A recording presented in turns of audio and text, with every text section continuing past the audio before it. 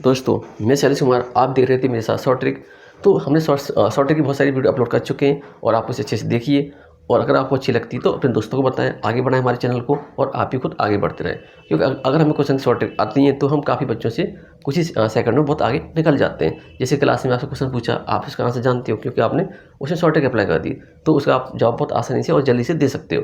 तो इसी बीच हमने शॉर्ट ट्रिक का एक तरीका निकाला था कि आपको मैं सभी शॉर्ट ट्रिक बता दूँ, क्योंकि मुझे जितनी शॉर्ट ट्रिक आती थी हम वो सभी शॉर्ट ट्रिक आपके लिए अपलोड कर देंगे। आप इस पैटर्न को समझो, पैटर्न को ध्यान से समझना पड़ेगा क्योंकि ट्रिक एक पैटर्न में ही अप्लाई होती है। इधर रखना, जैसे मेरे पास एफ है और हमने कहा कि अगर मेरे पास पैटर्न ये था कॉस और यहाँ पर आगे एम, यहाँ पर कोई वैल्यू आ सकती है, ठीक है।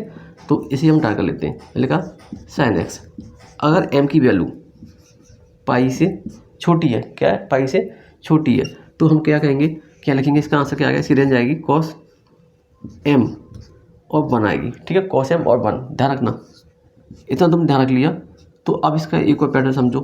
वो एक पैटर्न ये था, अगर पाई की वैल्यू क्या, अगर पाई की वैल्यू बड़ी है, ठीक है, एम से, अगर एम बड़ा हो जाए, अब क्या हो जाए, एम बड़ा हो जाए तो उसकी रेंज क्या होगी। तो इसे देखो, तो एम अब कुछ भी हो उससे फर्क नहीं पड़ेगा, इसकी रेंज होगी कॉस माइनस का 1 से लेकर 1 तक, याद रखना। अब एम की वैल्यू कितनी भी बड़ी क्यों ना हो, हमें उससे फर्क नहीं पड़ने वाला। हमें देखना है कि अगर मेरी कॉस की वैल्यू पाई से बड़ी हो गई तो हम क्या कहेंगे कि देखो कॉस माइनस का 1 से लेकर 1 तक उसकी रेंज होगी। अब देखो इसी क्वेश्चन को, मार्कर चेंज, देखो अब मेरे पास क्या है, यहाँ पर देखो क्वेश्चन है एफ एक्स बराबर, देखो थोड़ा सा समझाने में टाइम लग रहा है, आप बहुत जल्दी से अप्लाई कर सकते हो। तुमने देखा कि मेरे पास ये 2 है, 2 छोटा है कैसे, पाई से, अरे पाई की वैल्यू 3.14 से छोटा है पाई।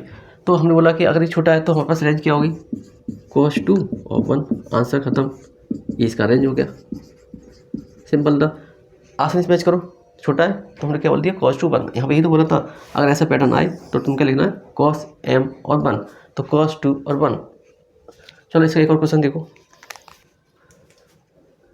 देखो हमने क्वेश्चन थोड़ा हल्का से चेंज किया है, F x equal to cos 1 sine x है, ठीक है। 1 तो ऐसे लिख दिया, अगर आप ऐसे समझ सकते हैं तो हमने जो आपको पीछे मेथड बताया उसी को अप्लाई करना है। अगर ऐसा पैटर्न है हमारे पास और हमें देखना है कि हमारे पास m की वैल्यू क्या पाई से छोटी है कि नहीं, अगर पाई से छोटी है तो हम क्या कहेंगे, cos m और 1, यही तो कहेंगे। तो देखो यहाँ पर क्या आ गया, cos 1 और यहाँ पर क्या आ गया 1, ये इसका आंसर हो गया, ठीक है। ये इसकी क्या होगी, रेंज हो गई। तो आप बहुत आसानी से रेंज निकाल सकते हो। आपको ये नहीं कहेगा सर इसका पूरा पैटर्न मेथड बताओ कैसे करते हैं, तो मेरी इसकी पूरी क्लिप आई हुई है, आप उस पर जाके अच्छे से देख सकते हैं, बहुत अच्छे से डिस्क्राइब किया हुआ है। ये नहीं कि डायरेक्ट शॉर्ट ट्रिक आ गए, तो पहले इसकी क्लिप भी जाके आप देख सकते हो, देखना चाहें तो। अब देखो इसका नेक्स्ट क्वेश्चन,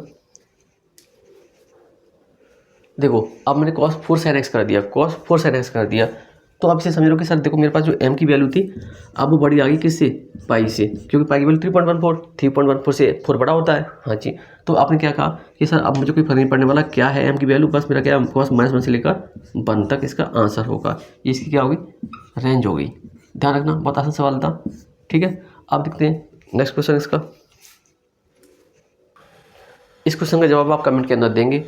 अगर आपको ये ट्रिक समझ में आ गई है तो आप इसका जवाब आसानी से कमेंट के अंदर दे सकते हैं। अगर आपको ये ट्रिक समझ में नहीं आई है तो इस वीडियो को थोड़ा दोबारा से देखें और समझने की कोशिश करें, ठीक है। अगर आप समझ जाते हैं तो आप इसका आंसर जरूर दें कमेंट के अंदर, तब मुझे भी पता चले कि आपको मेरी ट्रिक समझ में आ रही है कि नहीं आ रही। तो इसका आंसर जरूर दें कमेंट के अंदर। अब मिलेंगे हम आपको नेक्स्ट वीडियो में।